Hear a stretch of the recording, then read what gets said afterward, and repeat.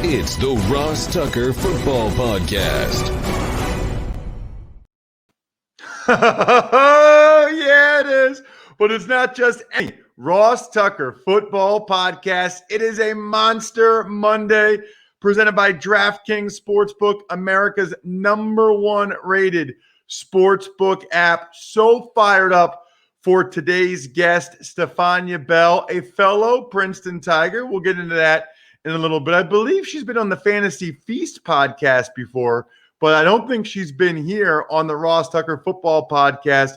But she absolutely deserves it with the unbelievable work she's done this offseason with Alex Smith. Really months and months of work and footage.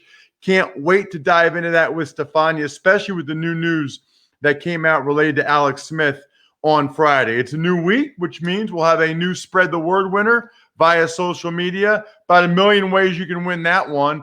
Retweet or like on Twitter, Facebook, Instagram, at Ross Tucker NFL or at Ross Tucker Pod, or even just subscribe to the new YouTube page, youtube.com/Ross Tucker NFL, or comment on that. We will have yet another subscriber shout out at the end of the week. Norm, I hope your daughters enjoyed that shout out from this past week. You subscribe this week, I'll give you a free cameo style shout out on YouTube and email you the link.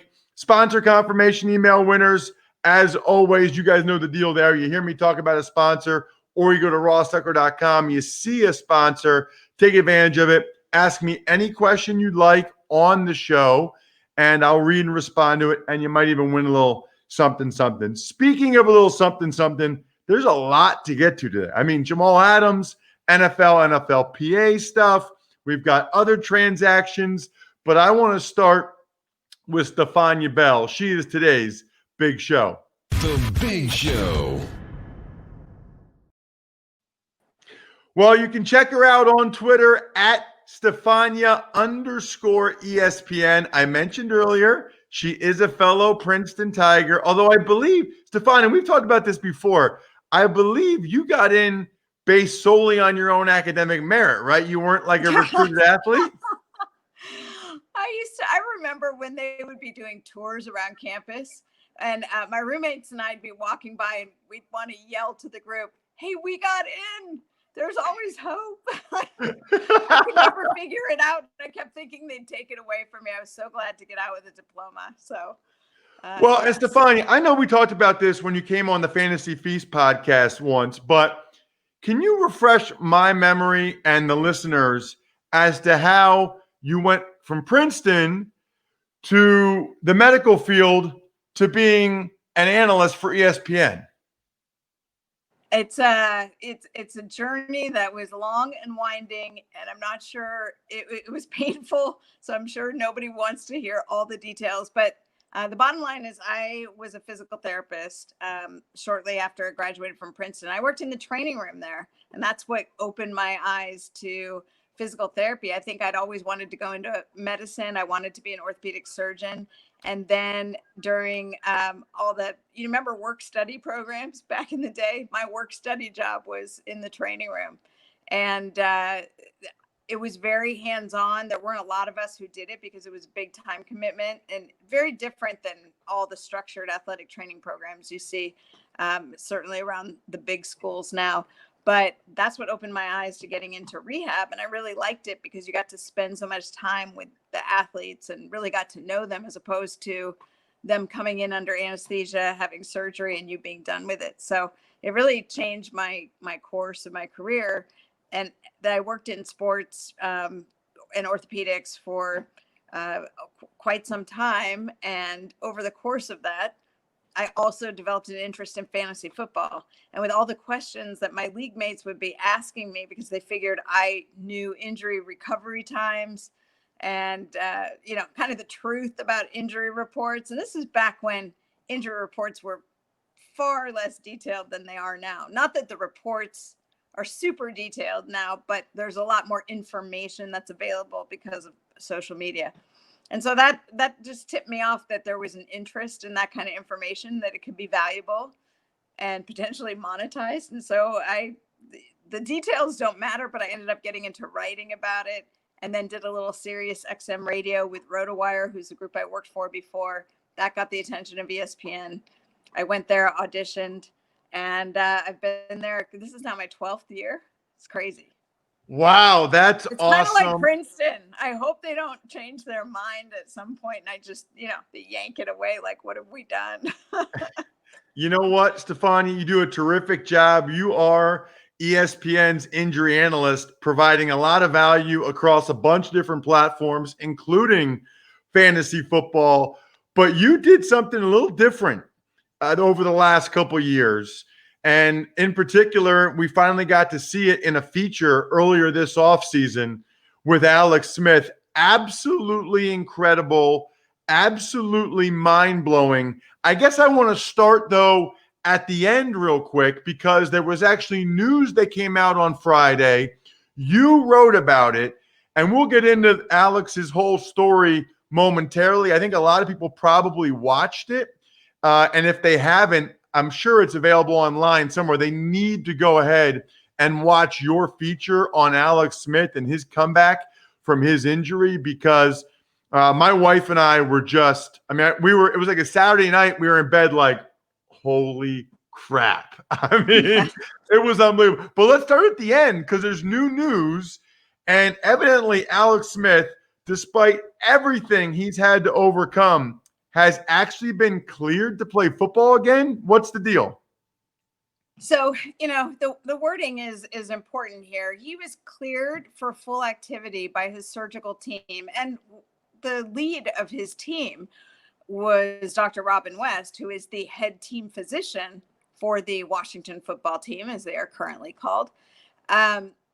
So very much the orthopedic surgeon, who is the lead physician at the team, was part of the decision maker saying he was cleared for full activity. And you have to remember, he had this very complex fracture. And so the healing of the bone was critical to arriving at that decision. And as I said in the newser, from talking with Alex, he said that they told him when they got together, you can do anything you want. If you want to go snowboarding or skiing tomorrow, you could do that. And so full activity, contact, from their perspective, he was cleared to return to do that. And as he said, I was never sure I'd hear those words again. So that was pretty amazing. Now, as far as football goes, still has to pass a physical when he returns to the facility. I believe that they report today. And then, even Alex would say he doesn't know exactly what he'll be able to do.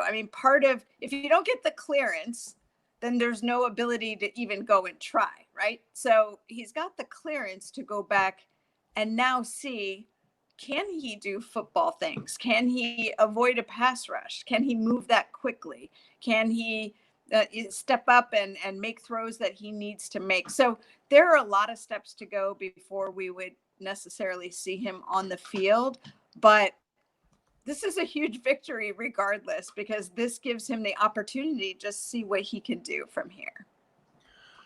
That's very well said. So let's go to the start now, and I'll get back to Alex Smith at the end. But I guess my question is, how did you – so it was well, I'll let you tell the story of when his injury was and what he went through. And my question for you to lead into that is, how did you connect with Alex and his family in the first place? Well, the injury was in November of 2018. And we have to start there to explain this. But he was sacked. And in the process of trying to avoid the sack and getting taken down, he suffered a nasty fracture in his leg. And it was what is called a compound tibia and fibula fracture, meaning the bone pierced the skin. That injury, first of all, the fracture itself was, when I say a nasty fracture, the shape of it, it was a spiral fracture. So if you think of like a corkscrew crack going up and around the leg, as opposed to what I think we think of typically with a fracture, like a straight line break. This was something that really basically damaged the bone from almost the ankle to the knee because of that corkscrew shape. And then a piece of it punctured the skin. And when you puncture the skin, that creates all kinds of possibilities for the introduction of infection. So you think of it, you're on a football field, you got sweaty uniforms, you've got, in this case, it's a grass field, grass, mud, water, anything can get in there, which is why it becomes an emergency. You go to the hospital, they flush it out, they do the surgery, etc. And they put you proactively on antibiotics, but sometimes things still go wrong. And in his case, he developed an infection. That infection caused him to lose a lot of tissue. And he was in the hospital until January. Well, actually, no, that's not true. He was in the hospital until, I think, December, because he came home shortly before Christmas, maybe. I have to get my days right. It's been a while, but he was in the hospital for a long time and having subsequent surgeries and them getting rid of the infection. We got introduced in January of 2019. He had, after he went through all those surgeries in the hospital, was asking his physician, Dr. West, who I referred to previously, who he could talk to, who'd been through something like this. And he just wanted some guidance of what to expect and how to approach it. And she said, there really hasn't been anyone who's had an injury like this before, certainly not in the NFL. And she reached out to folks at the military because they were the only ones who'd really seen this type of injury in athlete. Oh, working at home. Sorry. That's okay. Keep going. On guard duty. So, in any event, through the course of all of that, he decided he wanted to document this journey because there wasn't a roadmap. And he thought if somebody else ever comes along and is dealing with the same things, maybe it would be good to capture all this. And as they spoke, she said, well, I think I've got someone who would be a good match for what you want to do, because she and I are colleagues from the sports medicine world and have known each other for years. And so she introduced us. Alex and his wife, Elizabeth, and I had a long conversation about what that would look like. And the long and the short of it is then we decided we would work together, and ESPN, of course, wanted to do this story. And so through the E60 group, we met all together in January, and we worked together for a year and a half. And again, I cannot emphasize this enough, that people need to watch the E60 feature that Stephania did. It was one of the best things I've watched on television. I don't know if best is the way to describe it, Stephania, because of the graphic leg images. It was the best, but it's you're just not used to seeing stuff like that. And even I'm a football player. I've seen a lot of bad injuries, but the graphic images of his leg and all of the tissue that he lost. Talk to me about Alex, his wife, you, the ESPN producers deciding to show that footage. It's never easy when you are dealing with that kind of graphic imaging, because you know that it's going to be shocking to the audience. And certainly in a delicate situation like this, you're not trying to bring it in for shock value. But if you think about it, now that you've seen it and you know his story and you know the injury, you can appreciate that we were never going to be able to capture in words or some other form of description just how severe his injury was. There was really no other way to tell it. And I think Alex, from the beginning, has wanted this to be authentic. He said to us at the beginning, some people would say, well, we'll decide which days you're here. They don't necessarily want you there for the bad days. Alex had no idea what the roadmap would be. We didn't know that he would be doing this well at this point. There was still a chance he could lose his leg when we got together. And he wanted it all documented because he said, if it's not all there, if you're not here for the good and the bad, then it's not authentic. And so in order to tell the story, we had to share just how bad it got. And that's what went into the decisions to include the images from the worst days. Well, I think it was the right decision because you're right.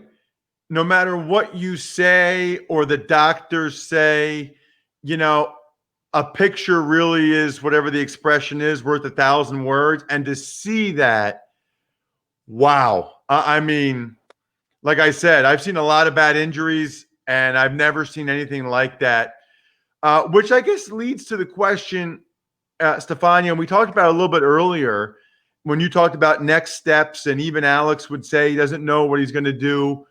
I think he has 3 children, maybe. I can't remember. Am I right? Mm-hmm. Right? 3? Yeah, 3. Okay. 2 boys and a girl. Mm-hmm. All right. So I got to be honest with you, Stephania. I'm not in that situation. I never have been, but I have 2 little girls, and my wife and I watched that, and I think she said something to me like, he's not going to really try to play again, is he? And, that was my reaction too. So I guess I don't want you to speak for him, but, knowing everything he went through and knowing what his leg went through and what it looks like, does he really want to play again?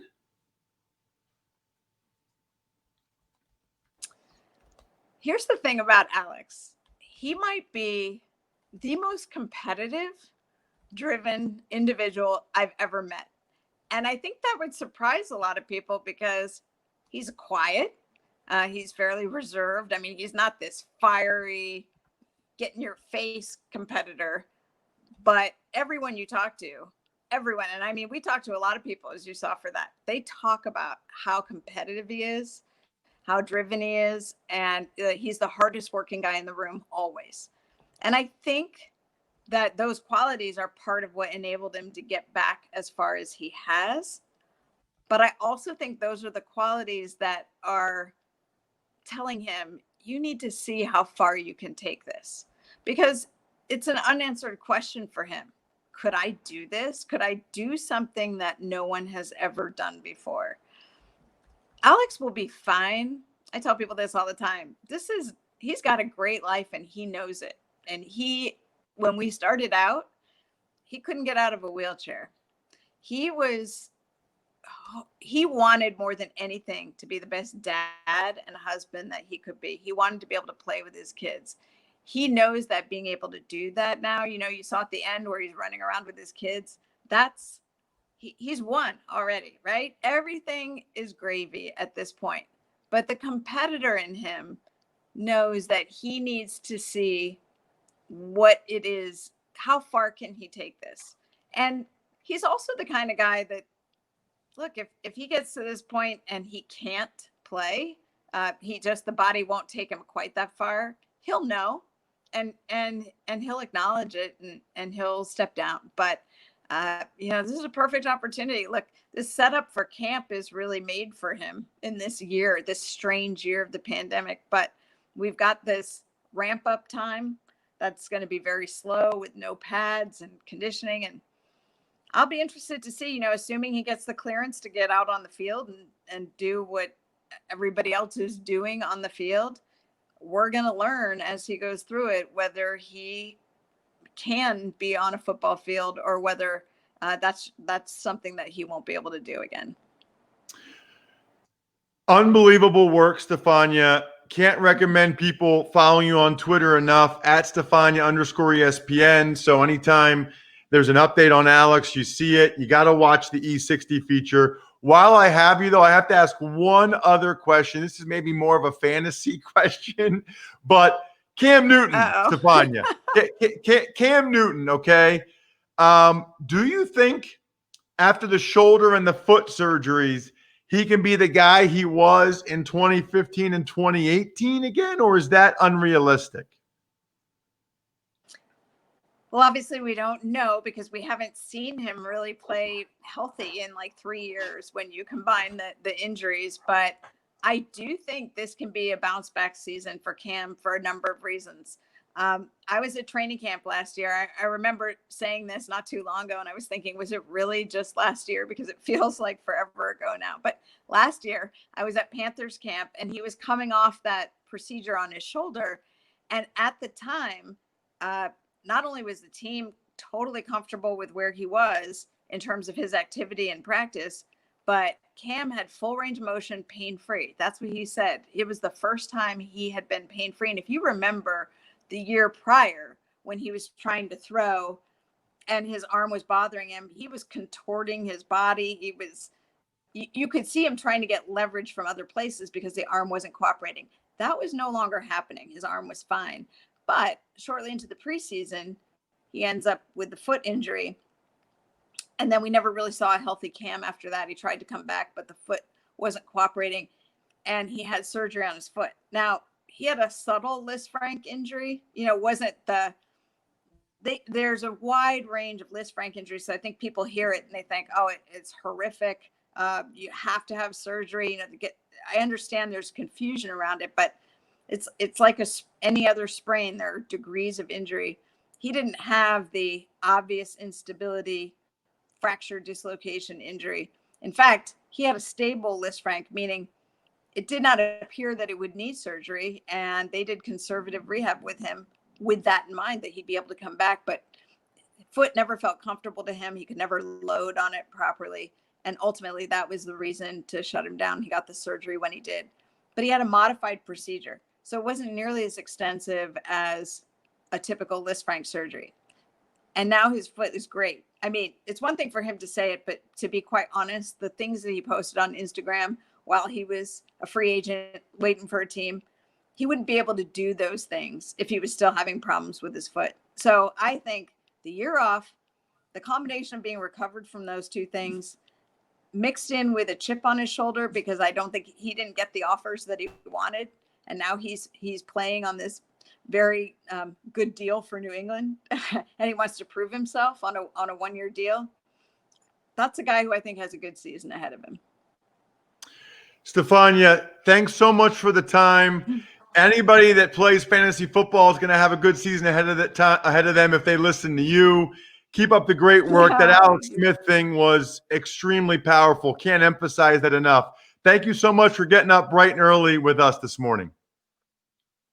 Well, thank you for having me. I appreciate it. From one Princetonian to another. There you go. Stephania Bell at Stephania_ESPN on Twitter. Excellent, excellent work. By the way, speaking of excellent, Thursday night, my wife made me pork sliders from HelloFresh. Absolutely delicious. Then Friday, I had our nanny, because my wife works, make these beef bulgogi bowls. I think they're bulgogi bowls. Am I saying that right? Bulgogi. I don't know. Absolutely delicious. You are talking now to maybe the charter member of the HelloFresh fan club. Absolutely awesome. You save time. You guys know I would not steer you wrong when it comes to food. Tastes ridiculously good. It's fresh, like it says, HelloFresh. It's healthy for you. It's flexible. It is absolutely awesome. Huge, huge fan. And I still have one more. It's like a chicken fig thing. I think we're going to make it tonight. Chicken. I don't know. I'll tell you about it next week maybe. But right now, what you guys need to do, you must go to HelloFresh.com/80Ross and use code 80Ross to get a total of $80 off, including free shipping on your first box. Additional restrictions apply. Please visit HelloFresh.com for more details. HelloFresh.com, 80Ross. Use the code 80Ross. I would not steer you guys the wrong way when it comes to food. So good. Tux Takes. All right, Ross. Well, you talked about it with Stephania. Any other thoughts on Alex Smith's remarkable story? And by the way, I absolutely have to agree. What an amazing E60 that was. Incredible. Absolutely incredible. Yeah, I mean, I guess my thought, Brian, is I know how competitive he is, but he's also a really, really bright guy. I think he was like an academic All-American. I think he had like a 4.0 in high school, 3 children. Knowing what he went through, I guess I still find it hard to believe that he would actually go out there and put that leg in harm's way and allow it to be subjected to contact. I don't care how competitive he is. I don't care how well the rehab's gone. That leg has still been compromised. And I can't imagine he would let defensive linemen be able to run into that leg again. So we'll see if he even passes the Redskins physical, or the Washington football team's physical, I should say. I don't know how you even pass him on that physical if you're the Washington football team. And then if he gets hurt again, I don't know. I think there's a lot to still unfold probably over the next week or so. Tuck's Takes. Remarkable stories. Chiefs right guard Laurent Duvernay-Tardif has become the first NFL player to publicly opt out of the season, as he wants to continue to treat his patients in Canada. So, Brian, you enjoy that. Admit it. You enjoy you think you're slick with your French pronunciation. I also like saying Bundesliga. Bundesliga. You still didn't own it. Say his name again. Laurent Duvernay-Tardif. Okay, that was pretty good. Thank you. I really to me it's Laurent Duvernay-Tardif. Laurent Duvernay-Tardif. You know what they call him, by the way, Brian? Do you know this? No, what do they call him? They call him Larry. Seriously. I mean, like, if you play for the Chiefs, you call him Larry. I think it's like at Larry or LDT maybe, but like the O-line coach, Andy Heck, calls him Larry. That's awesome. Anyway, so yes, he's been on the show before. Incredible human being. Unbelievably impressive that he's gotten his MD while he's an NFL player. That would be like impossible to do in the United States, but it's incredible that he's done that. And he basically said he wants to be helping patients as opposed to maybe causing there to be more patients. And he's missing out on $3 million to do so. Now he'll get the $150,000 advance, but it's just an advance on next year's salary. I tweeted this at Ross Tucker NFL. It'd be hard for me to be more impressed by or have more respect for a guy than I have for Laurent. So impressive. I will say this from a strictly football standpoint. This hurts the Chiefs. Left guard's already a question mark. Now right guard's a question mark. They did sign Kelechi Osemele to make sure that they have at least one of those 2 spots with a veteran stalwart guard in KO. But he's had his own issues the last couple of years. So, both sides of the line, they've got question marks at guard in Kansas City. Something to keep an eye on. Tuck's Takes. Really big news over the weekend. Really big trade between the Seahawks and the Jets. Seahawks get all-pro safety Jamal Adams and a 4th-round pick. Jets get 2 first-rounders, a 3rd-round pick, and safety Bradley McDougald. A lot of thoughts here. Number one, when you publicly call out the owner and say the head coach isn't the right guy for the job, that's about as good of a way as any to get your ticket out of there. I mean, you call out the owner and the head coach, I don't care what they say, they're going to be open to moving you. But I still don't think the Jets would have done it unless they got this incredible offer from the Seahawks. 2 first-round picks, a 3rd-round pick, and Bradley McDougald, who, by the way, is pretty good. Bradley McDougald's a pretty good safety. So totally understand this from the Jets' perspective. They're not really going to be a contender this year, I don't think.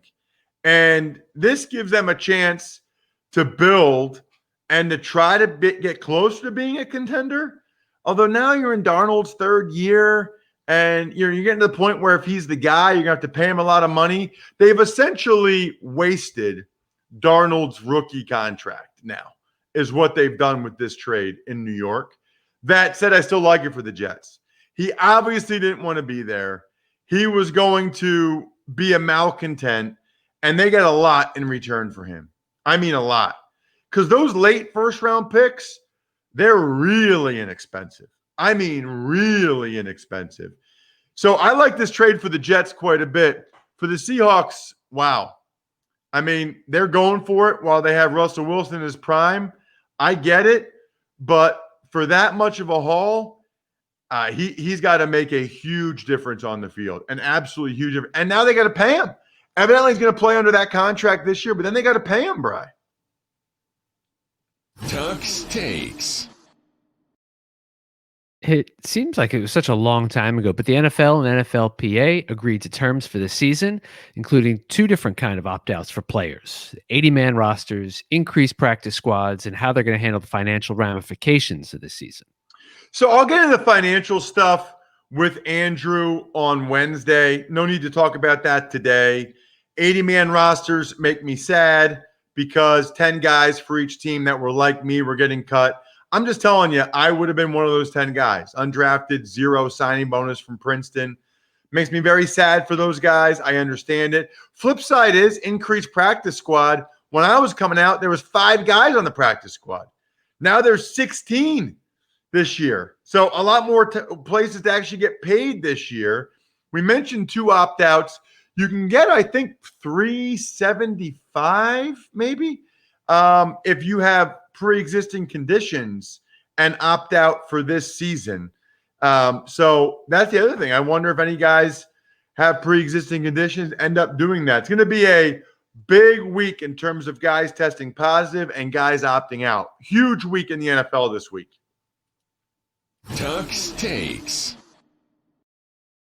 Some other roster moves. We'll start with the Bears trimming tight end room by cutting Ben Broniker and trading Adam Shaheen to the Dolphins. And the Giants cut place kicker Aldrick Rosas. What are we saying?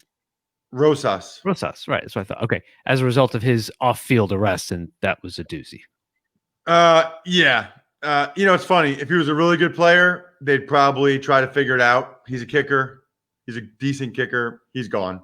Shaheen is a 6th-round pick or 7th-round pick that can move up to a 6th-round pick depending on playing time. He was a disappointment as a 2nd-round pick for the Bears at tight end. And Broniker from Harvard, they called him Bronk in the Ivy League. Wouldn't be surprised if he lands a spot somewhere else. He's done some good things in the Ivy League. Shout-outs today go to Pizza Boy Brewing. If you saw my Twitter and Instagram, I had a bunch of those bad boys at Ross Tucker NFL over the weekend. DynastyFreaks.com. Make sure you check out today's college draft with my guy Emery Hunt. He's an absolute stud. And Wednesday, we'll have the Even Money podcast. New guest on that with me and Fezzik. I think you'll enjoy him. And Andrew Brandt to break down all the financial stuff. Whew, lots of stuff to get to with Andrew on Wednesday. I think we're done here. Thanks for listening to the Ross Tucker Football Podcast. Make sure to also subscribe to the Fantasy Feast, Even Money, Business of Sports, and College Draft. All available at Apple Podcasts, rosstucker.com, or wherever podcasts can be found.